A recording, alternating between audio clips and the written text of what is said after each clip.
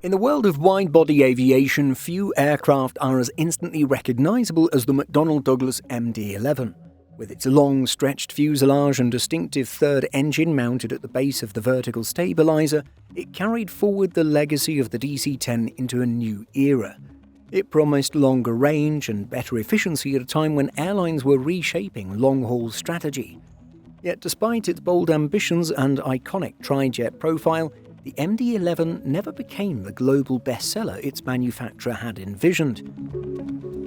So in this video we take a look at exactly how many McDonnell Douglas MD-11s were built, why that number was lower than expected, and how this aircraft evolved from a struggling passenger jet into one of the most recognizable freighters in modern aviation history.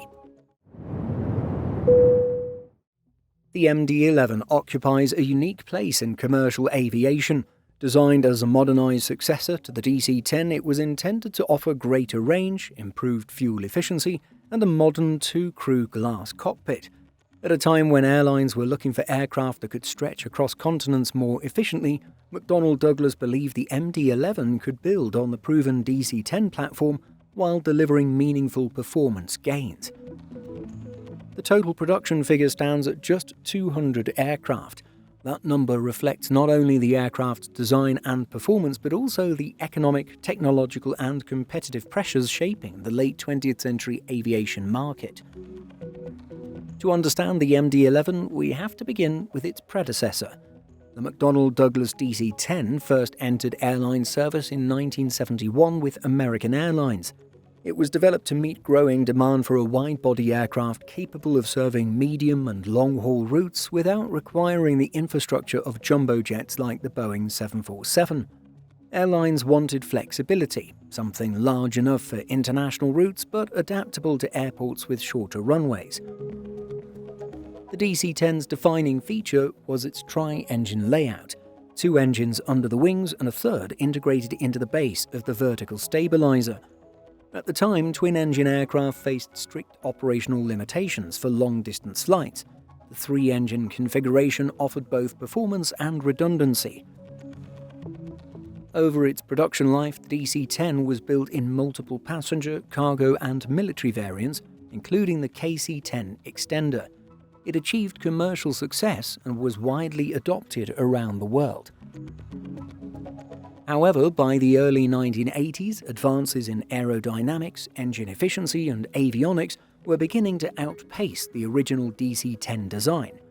Airlines wanted better fuel economy, longer range, and reduced cockpit crew requirements. McDonnell Douglas responded by evolving the DC-10 into the MD-11, retaining the tri-jet concept but promising significant performance improvements. Although it shared lineage with the DC-10, the MD-11 was not simply a rebrand. The fuselage was lengthened, increasing passenger and cargo capacity and giving the aircraft its stretched appearance. The wingspan was extended and winglets were added to reduce drag and improve cruise efficiency. The horizontal stabilizer was reduced in size, relying more heavily on advanced flight control systems. Dimensionally, the changes were noticeable. The DC-10 measured 181 feet 5 inches in length, while the MD-11 stretched to 200 feet 10 inches. Wingspan increased from 155 feet 4 inches to 169 feet 6 inches. Wing area grew from 3,550 square feet to 3,648 square feet.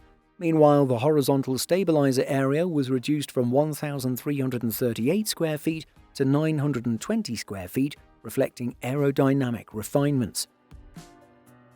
Inside the cockpit, the MD-11 introduced a 2-crew glass flight deck, eliminating the flight engineer position and aligning the aircraft with modern operating standards. The MD-11 completed its first flight on January 10, 1990. It entered airline service later that year with Finnair as the launch customer. It also marked the final commercial airliner designed by McDonnell Douglas before the company merged with Boeing in 1997. Initially, production was centered at McDonnell Douglas's Long Beach, California facility, the same site that had built the DC-10. Passenger variants dominated early deliveries and the aircraft appeared positioned to capture a solid share of long-haul markets. However, the 1990s brought rapid change. Twin-engine wide-bodies such as the Boeing 777 and Airbus A330 were entering service. Improvements in engine reliability and regulatory changes allowed twins to operate long overwater routes previously dominated by trijets. These aircraft offered comparable range with lower fuel burn and operating costs. Although the MD-11 offered a maximum takeoff weight of 610,000 pounds and a range of 6,725 nautical miles, its real-world performance often fell short of expectations. Fully loaded, it burned more fuel than initially promised and struggled to achieve maximum range with a full payload. That reduced flexibility for airlines operating long-haul routes with tight margins. When compared to the Boeing 777-200, which had a lower maximum takeoff weight of 545,000 pounds and shorter advertised range of 5,214 nautical miles, the MD-11 appeared competitive in theory. Yet the twin-engine 777 delivered superior economic efficiency. Each of its engines produced 77,200 pounds of thrust, compared to 62,000 pounds per engine on the MD-11. For airlines focused on cost per seat mile, the 777 was the more attractive long-term investment. Major carriers such as Delta Airlines and American Airlines retired their MD-11 fleets relatively quickly due to these performance-based financial realities. Both reduced MD-11 operations to a handful of routes before phasing them out entirely. As passenger orders slowed, production increasingly relied on freighter and convertible variants. The Boeing-McDonnell Douglas merger in 1997 effectively sealed the program's fate. The MD-11 was not central to Boeing's long-term strategy, and without substantial new orders, production ended in 2000. Yet the aircraft story did not end with passenger retirement. The MD-11 found its true success as a freighter. Many of the 200 aircraft were converted or delivered as dedicated MD-11Fs. Carriers such as FedEx Express relied heavily on the type, operating as many as 74 aircraft at one point.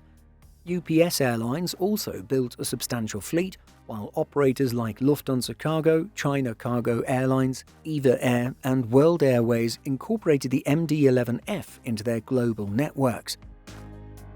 Its long range and generous payload made it well suited for express freight routes. The MD-11F became one of the most recognizable large freighters in the world. However, recent events have placed the aircraft under renewed scrutiny. On November 4, 2025, a UPS-operated MD-11F departing Louisville Muhammad Ali International Airport crashed shortly after takeoff.